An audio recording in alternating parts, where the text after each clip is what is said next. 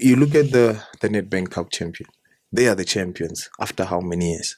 So Nabi has something to say, I've given you this, which he couldn't get for the last 9-10 years. And we can't take that away from him. You see, but if you look at the league, points have been dropped as compared to other coaches that have been let go.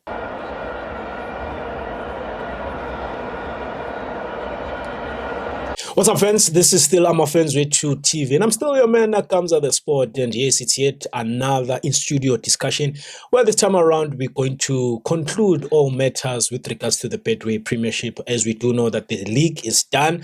Some teams have made it to the top 8, some didn't. Some are still yet to confirm their place within the playoffs or who's going to be playing the playoffs. And another team has also confirmed their CAF status in a form of Stellenbosch FC. And yes, as Penom, I do have my good friend here, that is Coach. Coach, I must hold you accountable, Coach. I must hold you accountable. As we need to, let's go back. Let's remind the fans what you said. I asked you in terms of the predictions. Yes. Who's going to finish number 3? Who did you say? Skukun. The coach. Got that one wrong. Yeah. Is Chiefs going to make top 8? No. Chiefs did not make. That's the one. And who's playing playoffs? Ish. I said Golden Arrows. You said Golden Arrows. Little offense. It's one opportunity to hold each other accountable. Go back to that video. Let's share in terms of the predictions, who said what, and hold each other accountable. But now, let's keep the conversation going, Coach. Now, once again, 2 years in a row, Kaizer Chiefs does not make the top 8, as we do know that in that now defunct DSTV Premiership, they finished with 36 points. And now they just lowered that now by not making the top 8, by finishing with 32 points. Your thoughts with regards to an overall performance, your Kaizer Chiefs, in the entire season? Ish. Stressful. That's so we try to miss. Of course. That's so we try to miss. I'm trying to look at the log here. Yeah. I see we still have 2 games. So it's Pirates versus Magezi. Yes. And then Supersport versus Golden Arrows. They need to play that second half. That's 45 minutes. And I'm looking at it. Chiefs might end up at position 11. Pertaining to 11 or 12, yeah, depending on what happens, you see. And if you look at that, that alone, it doesn't sit well. It doesn't. It's not proper, man. Looking at the magnitude of the team we're speaking about. Yeah. I mean, we're speaking about the biggest team in South Africa, one of the biggest teams in Africa. I don't know whether it's based on accolades or fan base or what, but yeah, everywhere you go, you get to be told Chiefs is the biggest team. You see, I'm also checking the log and I see that number 5 is sitting on 35. So Chiefs last season finished on 36. So last season they were finishing, if you look at their points versus this season. So I don't know whether the teams in the Betway got better or is it a matter of, or they regressed, or whether it's Chiefs going backwards or what's happening. You see, if you look at the league, you look at the points, it's obvious, it's clear for everyone. Yeah, because I just saw it now. They won 8, they drew 8. I don't want to even say how much they lost. You see, because that gives you 12. But I think that alone, it also adds with what happened with Royal AM. Remember, Chiefs there were points that were deducted as well from all teams and Chiefs as well. So I don't know if that saga got to Chiefs, but looking at the points, they would still be out of the top 8, my brother. So it's painful. Remember last week we spoke and I said, what about the sponsorship? I believe each and every sponsor that comes to the Betway, they are looking at those big teams. Yes. I mean, you're looking at Chiefs playing the top 8. It already tells you that M10 is going to make money, ticket sales and all those things. So you not having Chiefs there, it means you're losing a portion of supporters. In terms of revenue. You see. So that's what I was speaking about. And also, I don't know if the Vodacom, because apparently Chiefs is the most sponsored team or is the team that has more sponsors. I stand to be corrected between them and Pirates. What are the sponsors saying? Are they comfortable with what's happening? Are they building? Because remember, Nabi said it's a project. So if it's a project, yeah. if it's a project, then it means it's fine. But then the big question will be, is it enough for a team of Kaizer Chiefs magnitude? Well, last season they finished 10th. Currently, as we speak, they are position above on 9. So let's just hope they will finish on 9. And then if you take the 2 locks from last season and this season, you would say it's an improvement because they moved from 10 to 9. Yes, it's a slow progress, but it is a progress. Yeah. Now, Coach, I'm looking at the goals. Kaizer Chiefs this season has scored 25 goals. They've conceded 34. Now, I want us to speak about one of the important departments that Kaizer Chiefs has been prolific in, and that is the goalkeeping department. We've known that in the past you've had your Itumeleng Kunes of this world, you've had your Brian Balois of this world, your Rowan Fernandez, Arthur Bartman, you name them. And this time around you have Brendan Peterson, you have Bruce Vuma, you also have Fia Krintwari.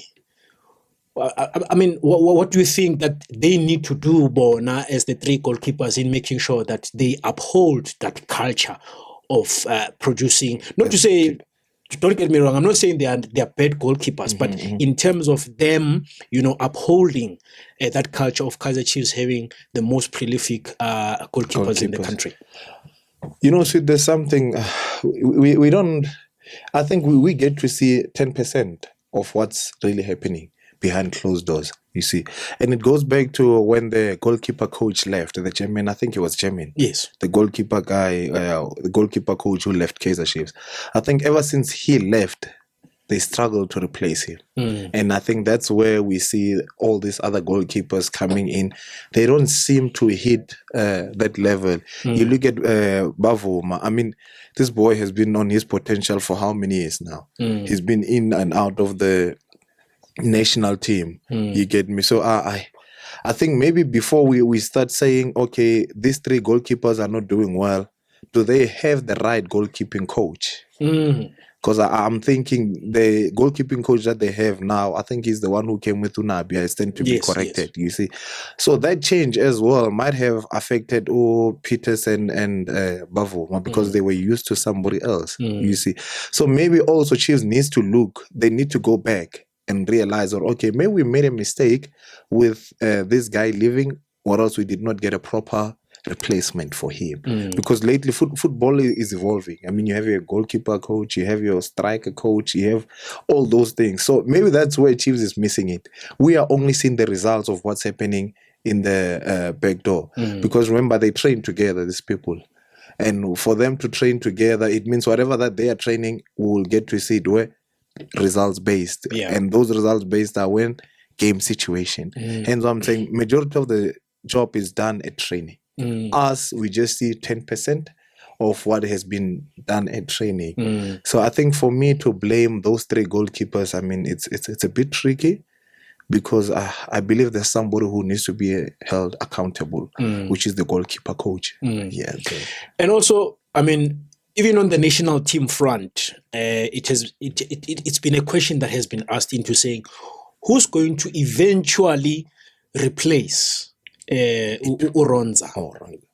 Because right now I do know that if you're speaking about age, I mean, there's Veli Motwa, Stevens, the likes, we're looking at the age, Sipo, beyond 30. And now, last week when we spoke, we did say that Fletcher Lowe might just be in line, Now, taking it back to Kaizer Chiefs, do you think that this is also an opportunity for them to give Bontle a chance? For where Kaizer Chiefs is at, Sweet, it's a bit tricky for the youngsters. It's extremely tricky for the youngsters to come in and then be given a decisive position. I mean, if you bring a youngster in goals for a team that has conceded 34 goals, it tells you that before it even gets to the goalkeeper, there's a leak somewhere there. I mean, these guys have, we are playing 28 games.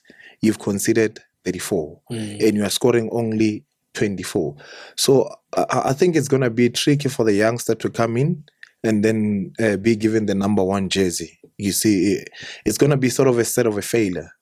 You see, if you look at your Sipochaine, your what do you call this? Your Ronza, and you compare them versus the Magezi goalkeeper. Chipezeze, Yeah, yes. if you look at the number of saves Rowan and Sipochaine makes versus the ones that Elvis makes, it's a huge difference. You see, because if you look at it when you're playing against Pirates, they hardly get attacked. You see, Sundowns always has the ball, especially when they're playing in the bad way. Ronza goes out of the game with 3-4 saves having been made. Hence why the stats will always look good. But if you look at Chipezeze, traffic always against him. And I think that's exactly what's happening at Chiefs. Hence why they're conceding so many goals, because traffic is always against the goalkeeper. So it's going to be a bit tricky to bring in a youngster. Yes, he'll come in, he'll have 1-2 games, good games. And then what happens when he starts leaking? You see, and then we start blaming, or no, he's not a good goalkeeper. I mean, if you look at the move the coach took on the final to bring Ubavuma out, the one guy who has been playing, and the finally decided, no, I'm going to change things around. And they managed to win the game. Does that mean the goalkeeper who came in the final is a better goalkeeper? We don't know. I don't know who was in goals over the weekend. They kept a clean sheet.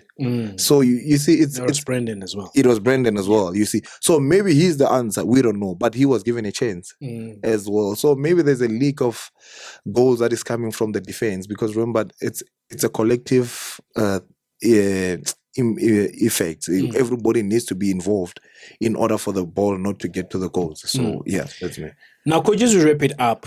We've seen performance at Kaizer Chiefs all around. Find the finished number nine, of which we did say that it depends on also what happens between that second half between Arrows and Supersport. Anything can still change. But nonetheless, as we've dissected and reviewed the performance at Kaizer Chiefs all around, would you then say it's safe to say that Nabi probably has granted himself yet another opportunity into saying, can I go for the second season? I mean, we do know that he's been crying already. Maybe I don't have the right personnel, but the project as well, it's coming. Like we've also been saying that they are the team that creates the most chances, you know. But with the glimpse of those performances and the season overall, has Nabi granted himself an opportunity to say, may I please go for yet another season? Another season. Tricky one. You look at the Nedbank Cup champion. They are the champions after how many years? So Nabi has something to say, I've given you this, which you couldn't get for the last 9-10 years. And we can't take that away from him. You see, but if you look at the league, points have been dropped as compared to other coaches that have been let go. I think all the coaches that have been let go, they've always went above the 32 point. He's the one who comes in, he gives them a trophy, but he drops points. You see. So as to do they let him stay or what? I think, man, Chiefs has nothing to lose right now. Why? Because remember, he's got a contract. If you're going to terminate, you still need to pay him out, and he's been crying about players. So let him finish his contract. I think it's ending the next season. Give him that last contract and see what he gives you. My only worry, maybe he's starting to have a system, but I haven't seen a system in place at Chiefs. You never know how Chiefs is going to come up. But let's not take away the fact that Chiefs was starting to have a good combination at the central defense with the left-footed centre back, the one who got injured, man.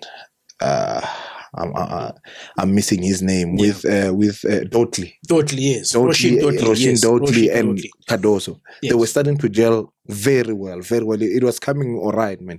Yes, they would concede goals here and there, but it's something that has been working. Miguel also, in and out, red cards, injuries. That also, we can't put it aside. I mean, Chiefs didn't really have a proper back four. It has always been a swap and change. And also with the departure of the clock as well, you see. So I think it does grant him another season, looking at the fact that he did deliver a gold medal at the end of the day. They are the Nedbank champions that are out of the top 8. So for me, my brother, to save Chiefs millions and all those things, give Nabi the last season and then start preparing life after him. Mara, I think the $1 million question will be, they let him go. Who are they going to get? You see, and whoever is coming in, is he gonna It's another project. But anyway, it is what it is, fans. Let's keep the interaction going on the comment section. Has Nabi granted himself yet another opportunity into saying, can I go for another season? Only ring, because the word on the street is that he must go. But what are you fans, other fans, saying with regards to this? So let's keep the conversation going. I'm FANS Wethu TV from myself, Kaizer the Sports, and Coach KP signing out.